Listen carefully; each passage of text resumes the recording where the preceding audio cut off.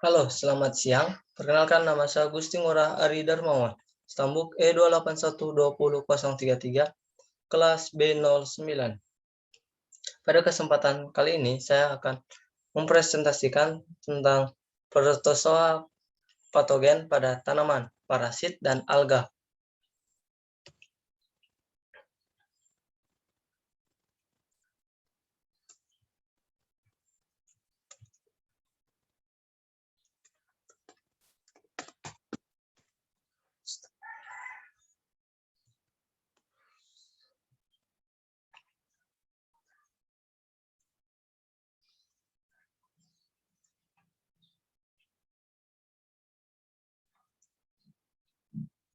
Nah, selanjutnya adalah patogen. Patogen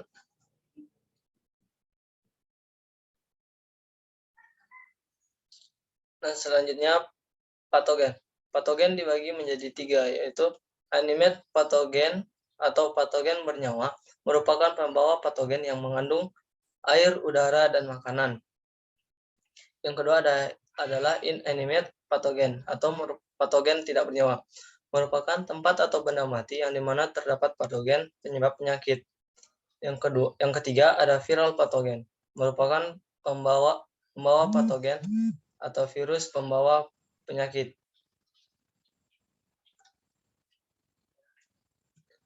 Selanjutnya adalah infectious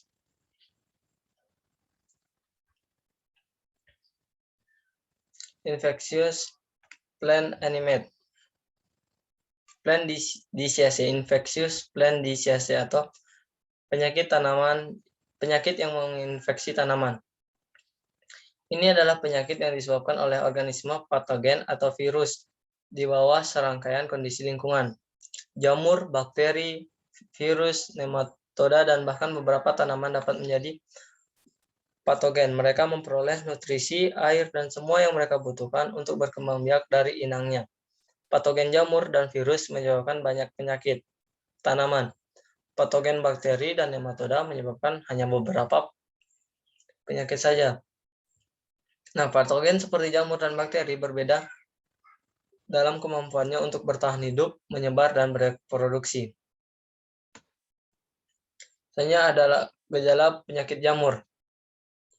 Yang pertama adalah bercak putih atau penyakit bercak, di mana pada umumnya penyakit ini disebabkan oleh jamur dan dengan gejala bercak putih, ada yang berwarna abu-abu, kecoklatan, atau keunguan dengan berbagai ukuran pada daun, batang, atau buah. Nah, ini adalah contohnya, bisa kita lihat bersama pada daun dan buah. Nah, selanjutnya ada scab atau kropeng. Kropeng mengacu pada lesi yang kasar atau seperti puncak atau penampilan berbintik-bintik dari organ yang sakit.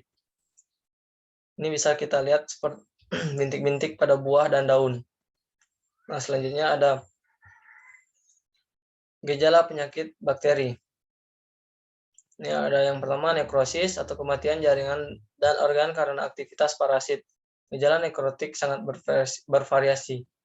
Namun pada umumnya penyakit nekrotik ini atau nekrosis ini dia memiliki gejala yang sangat jelas, yaitu seperti ada karat pada besi, namun ini terdapat pada daun. Bisa kita lihat bersama pada gambar. Nah, selanjutnya ada dieback atau matinya organ tumbuhan, terutama batang atau cabang mundur dari ujungnya. Ini seperti gagal tumbuh pada tanaman. Nah, selanjutnya adalah bagaimana mengontrol penyakit tanaman. Di sini ada 4 metode. Yang pertama adalah exclusion, merupakan pengecualian tanaman yang telah terkontak dengan virus maupun patogen lain penyebab penyakit. Tanaman tersebut dipisahkan dan dengan begitu tanaman tersebut dapat dikontrol dengan baik. Kemudian ada eradication, merupakan pemberantasan atau pembasmian tanaman yang telah terkontak patogen dan tidak dapat disembuhkan lagi. Kemudian ada protection atau memberikan perlindungan kepada tanaman agar terlindung dari tanaman lain yang telah terkena penyakit. Kemudian ada imunisasi, pemberian pestisida pelindung tanaman agar tanaman dapat tahan terhadap patogen penyakit. Nah, bagaimana cara melindungi tanaman? Sebenarnya ada perlindungan berarti merawat tanaman yang sehat sebelum menjadi sakit, baik secara kimiawi maupun biologis juga tersedia. Nah, perlindungan kimia adalah teknik umum yang melibatkan fungisida, penyemprotan insektisida, membakar bagian yang terinfeksi juga merupakan salah beberapa cara untuk melindungi tanaman lain yang belum terinfeksi dan menanam varietas tahan penyakit tanaman. Soalnya ada parasit tanaman. Ada lebih dari 6.000 spesies yang dikenal hadir di semua relung ekologis, menyerang hampir semua tanaman, menyebabkan kerugian 10% pada tanaman, mengurangi pertumbuhan hias, masalah rumput yang serius, dan masalah besar pada tanaman pohon.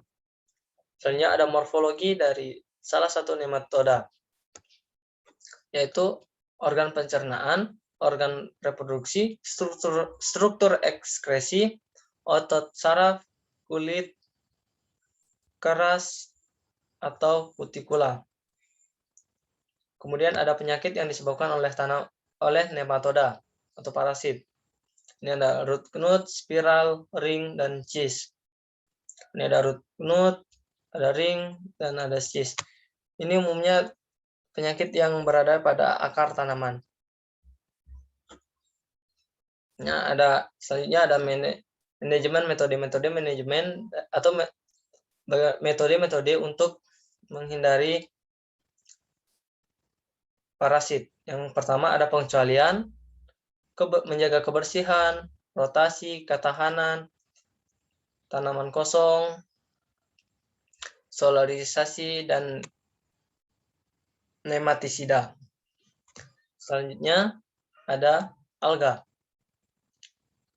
Karakter dari alga. Alga mengandung klorofil sederhana, taloid. Alga dapat tumbuh lebih besar di air, baik air laut atau air asin ataupun air tawar. Alga memiliki ukuran dan bentuk yang bervariasi. Nah, ini ada reproduksi dari alga. Perkembangbiakan vegetatif dengan cara fragmentasi selama reproduksi aseksual. Berbagai jenis spora terbentuk, seperti zoospora. Reproduksi seksual dapat berupa isogami, anisogami, dan oogami. Selanjutnya ada classes of alga.